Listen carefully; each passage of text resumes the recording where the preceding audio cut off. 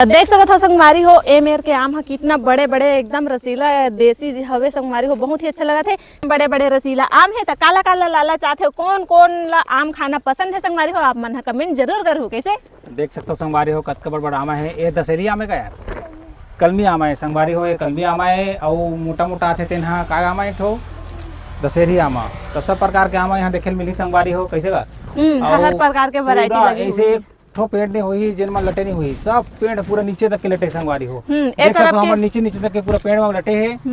सोचा बहुत सारा आम टूटे के बाद इतना सारा अभी बचे हवे। अभी तो ये छोटे छोटे है, ये और बड़े बड़े बाढ़ ही। तो संगवारी हो देख सकते हो नीचे से लेकर ऊपर तक के पूरे लटे है, आमे आम है।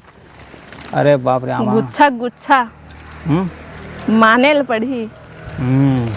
ऐसे होते आम के बगीचा है नहीं। मैं हर तो पहली बार घूमे हूँ, मोला बहुत ज्यादा मैं बता नहीं सकब, इतना अच्छा लगा थे। आप मन ला कैसे लगी से आप मन हा कमेंट करके बताओ संगवारी हो। तब मिलथन हम नेक्स्ट वीडियो में आप मन से, तब तक के लिए जय जोहार, जय छत्तीसगढ़।